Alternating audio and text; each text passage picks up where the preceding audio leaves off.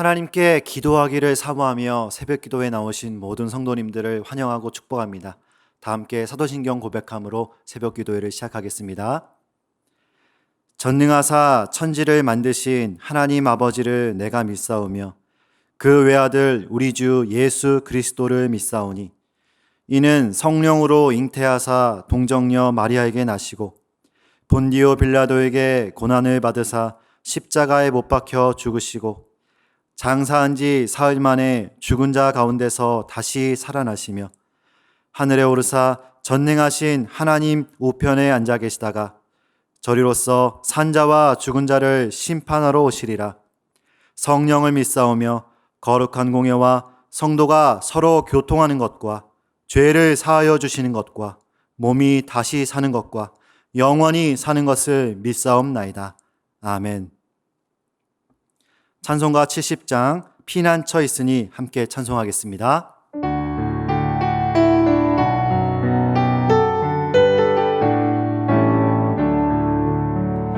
피난처 있으니 환난을 당한 자 이리 오라.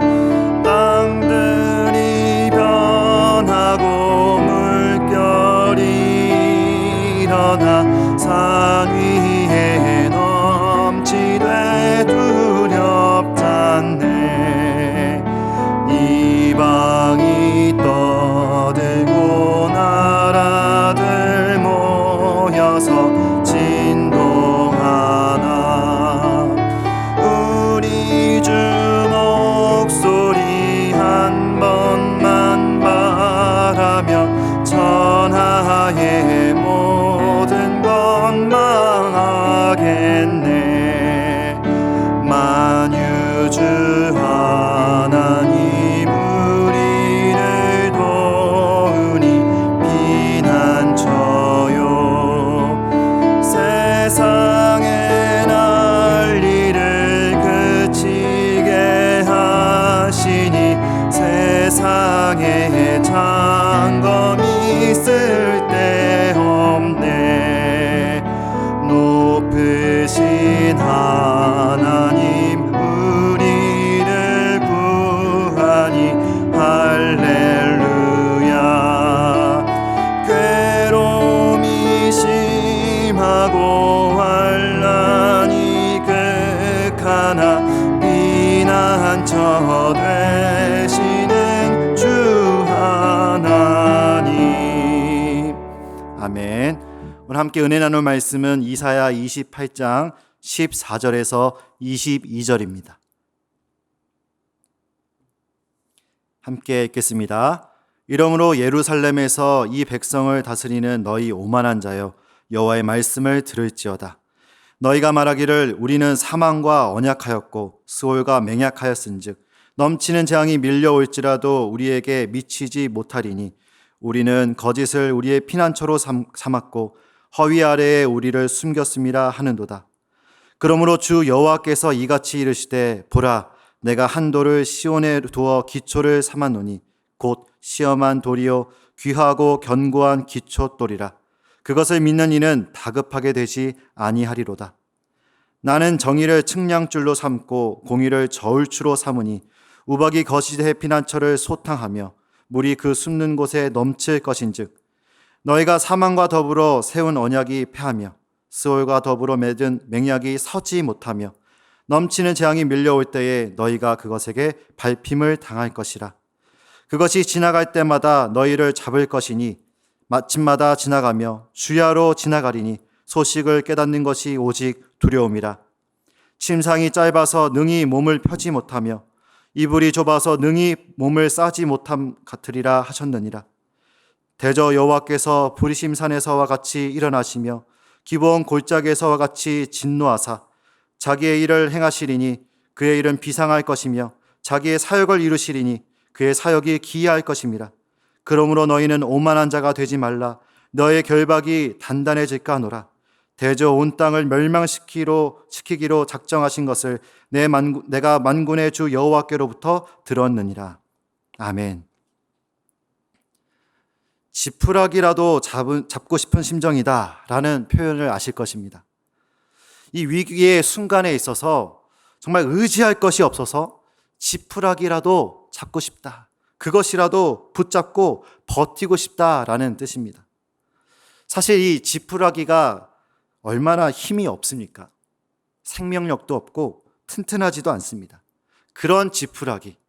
사실 그것을 잡아봐야 별로 소용이 없다는 것도 잘 알지만 그만큼 절박하기 때문에 그 마음을 표현하기 위해 이런 말이 있는 것 같습니다. 이런 의미에서 인생의 위기의 순간에 든든하게 붙잡을 수 있는 대상이 있다라는 것은 참 복된 일인 것 같습니다. 오늘 본문 말씀은 위기에 놓인 예루살렘과 그의 지도자가 무엇을 붙잡으려 하고 있는지에 대한 내용을 다루고 있습니다.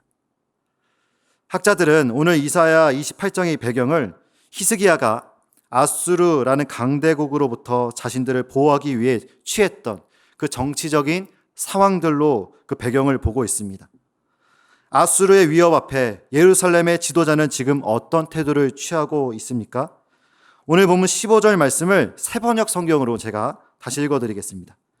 너희는 자랑하기를 우리는 죽음과 언약을 맺었고 스올과 협약을 맺었다. 지금 예루살렘은 죽음과 언약을 맺었고 스올과 협약을 맺었다라고 말합니다. 이것이 무슨 뜻이냐 하면 아수르의 위협 앞에 상대적으로 약소국이었던 유다는 동맹할 나라가 필요했습니다. 붙잡고 의지해야 할 대상이 필요했던 것이죠.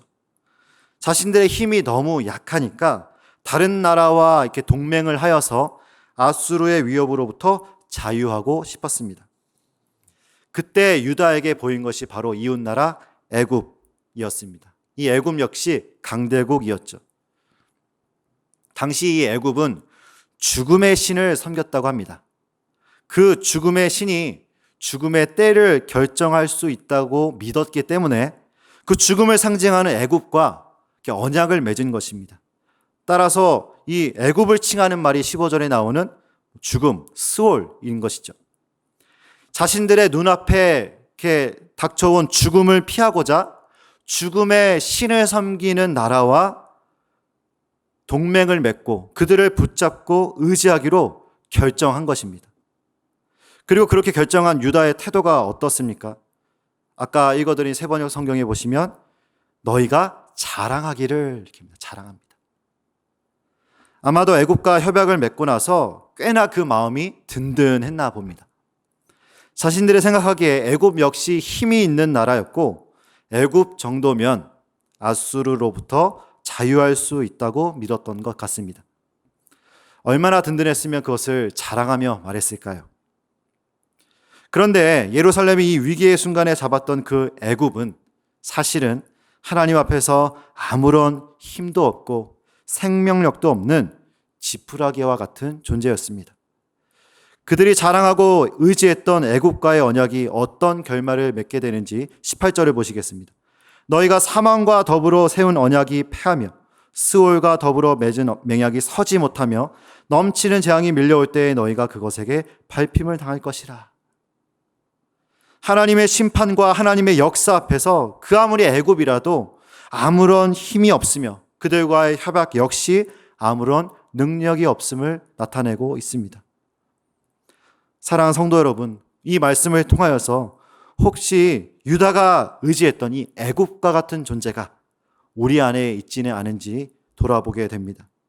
나를 든든하게 해주는 것 같은 그 애굽, 내가 자랑하며 붙잡고 있던 그 애굽, 이 영적인 이 애굽이 우리 안에 있지는 않은지 돌아보게 됩니다. 만약에 우리가 이 붙잡고 있는 그 대상이 자기의 일을 행하시며 자기의 사역을 반드시 이루시는 하나님이 아니라면 그것은 마지막 때에 아무런 힘없이 사라질 지푸라기와 같을 것입니다. 언제가 제가 그 수요 예배 때 나눴던 적이 있는 것 같은데요. 오늘 말씀을 묵상하면서 저의 20대 때 청년의 시절이 떠올랐습니다. 참 청년의 때 혈기가 있고 힘이 있는 때 아닙니까? 특히 저는 이제 체육을 전공하면서 몸이 아주 건강했습니다. 몸이 건강하니까 무슨 일이든 다 할 수 있을 것 같은 자신감도 넘쳐났습니다. 그런데 어느 날 이유를 알 수 없는 고관절의 통증이 찾아왔고요. 꽤 오랜 시간을 아파하며 때로는 너무 아파서 이 한 걸음조차 제대로 걸을 수 없는 상황을 맞이하게 되었습니다. 어떤 날은 이 통증이 너무 심해서 대학교에서 수업을 듣고 다른 교실로 옮겨가야 되는데 걸을 수가 없어서 동기에게 엎혀서 갔던 적도 있었습니다. 제가 믿고 제가 자랑하고 있던 그 건강, 그 자신감을 하나님이 치신 것이죠. 그리고 깨닫게 해주셨습니다. 내 삶의 주인은 내가 아니라 하나님이시구나. 내가 자랑하고 의지해야 될 것은 내가 아니라 하나님이시구나. 나는 하나님 아니고는 아무것도 아닌 존재이구나. 제가 붙잡고 그렇게 의지했던 것을 치워주시고 그 자리에 하나님으로 채워주신 은혜를 경험하게 된 것입니다. 사랑하는 성도 여러분, 우리가 우리 삶 속에서 의지하고 있던 이 애굽을 내려놓는다는 것은요, 사실 이렇게 말처럼 쉬운 일은 아닐 것입니다. 은혜가 필요합니다. 그것을 놓는 순간 죽을 것 같은 두려움이 있을 수 있고요. 굉장히 불안해질 수도 있습니다. 애국과 협약을 맺고 자랑하던 유다의 모습이 한편으로는 이해가 갑니다. 그것이 아니었으면 정말로 불안했을 이스라엘이었거든요. 그러나 우리는 이 말씀을 통해 그 애굽을 의지한 것의 결말이 어떠한지를 너무나도 잘 알고 있습니다. 내려놓아야 합니다. 놓아야 합니다. 내가 하나님 외에 자랑하며 붙잡고 있던 것들을 내려놓아야 합니다. 은혜가 필요합니다. 사도 바울의 고백이 떠오릅니다. 빌립보서 3장 8절 말씀, 유명한 말씀이죠. 또한 모든 것을 해로 여김은 내 주 그리스도 예수를 아는 지식이 가장 고상하기 때문이라. 내가 그를 위하여 모든 것을 잃어버리고 배설물로 여김은 그리스도를 얻고. 사도 바울 또한 이 세상의 기준으로는 자랑하고 의지할 것이 많은 사람이었습니다. 자신을 소개하기를 이스라엘 족속 중 베냐민 지파요, 히브리인 중에 히브리인이요, 율법에 능통한 바리새인이요, 율법에 흠이 없는 사람이라 소개했습니다. 그의 집안, 배경, 종교 뭐 하나 빠질 것이 없는 사람이었죠. 그러나 그에게 이렇게 유익하고 그를 지탱해 주던 모든 조건들을 다 해로 여길 뿐더러 그것들을 배설물로 여긴다라고 고백하고 있습니다. 사도 바울은 알았던 것이죠. 아무리 사람들에게 인정받고 그의 삶을 든든하게 뒷받침해 줄 것 같은 그 무엇이라도 예수 그리스도 외에는 아무런 힘이 없는 지푸라기와도 같은 것을 사도 바울은 알았던 것입니다. 오늘 말씀에 우리 삶을 비춰보면서 내가 애굽처럼 의지하고 있던 것이 무엇인지 깨닫게 되고 또 그것을 내려놓게 되는 은혜가 있기를 소원합니다. 계속해서 하나님께서는 예루살렘을 향하여 그들이 진정으로 의지해야 될 것이 무엇인지를 알려주시는데요. 16절입니다. 그러므로 주 여호와께서 이같이 이르시되 보라 내가 한 돌을 시온에 두어 기초를 삼았노니 곧 시험한 돌이요 귀하고 견고한 기초돌이라. 그것을 믿는 이는 다급하게 되지 아니하리로다. 귀하고 견고한 기초돌을 시온에 두어 그것을 기초로 삼으십니다. 사실 이 기초돌이 무엇을 뜻하느냐, 이 정확한 것이 무엇이냐 학자들마다 의견이 조금씩은 다릅니다. 이것이 율법을 뜻한다, 성전을 뜻한다, 여러 가지 해석이 있지만 전체적인 흐름을 따라서 볼 때 여기서 이 기초돌은 이 모든 일을 주관하시며 행하시는 기준이 되시는 여호와 하나님을 가리킵니다. 그 하나님을 믿는 자는 어떻게 된다고 나와 있습니까? 다급하게 되지 아니하리로다. 다급하게 되지 아니하리로다. 위기의 순간이 찾아올 때라도 서두르지 않게 될 것이며 어떤 상황에도 불안하지 않게 될 것이다 라는 것이죠. 사랑하는 성도 여러분, 우리가 붙잡아야 할 것은 애굽이 아닙니다. 아무런 생명력도 힘도 없는 지푸라기가 아닙니다. 흔들리지 않는 견고한 기초돌을 잡아야 합니다. 붙잡아야 삽니다. 우리를 능히 구원하실 여호와 하나님만을 붙잡는 우리의 삶이 되기를 간절히 소망합니다.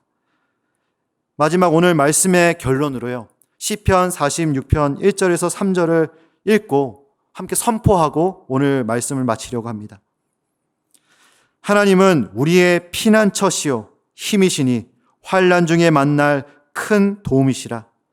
그러므로 땅이 변하든지 산이 흔들려 바다 가운데 빠지든지 바닷물이 솟아나고 뛰놀든지 그것이 넘침으로 산이 흔들릴지라도 우리는 두려워하지 아니하리로다. 아멘. 함께 기도하겠습니다. 우리가 붙잡을 영원한 기초돌이시며 우리의 피할 피난처 되시는 하나님, 오늘 말씀을 통해 우리가 붙잡고 있던 것들이 무엇인지 생각해보고 또 깨닫게 하여 주시니 참 감사합니다. 내 안에 이 애국과 같은 것이 있다면 과감히 내려놓을 수 있는 믿음을 허락하여 주시고 그때에 하나님께서 주시는 평안과 담대함을 경험하는 오늘 하루가 되게 하여 주시옵소서. 예수님의 이름으로 기도드립니다. 아멘. 시간 말씀을 생각하며 두 가지 기도 제목을 함께 기도하길 원합니다. 우리가 의지하며 붙잡고 있던 애굽을 발견하게 하여 주시고 과감히 내려놓을 수 있는 은혜를 허락하여 주시옵소서. 영원한 피난처 되시는 하나님만을 의지하며 흔들리지 않는 우리의 삶이 되게 하여 주시옵소서. 함께 기도의 자리로 나가도록 하겠습니다. 함께 기도하겠습니다.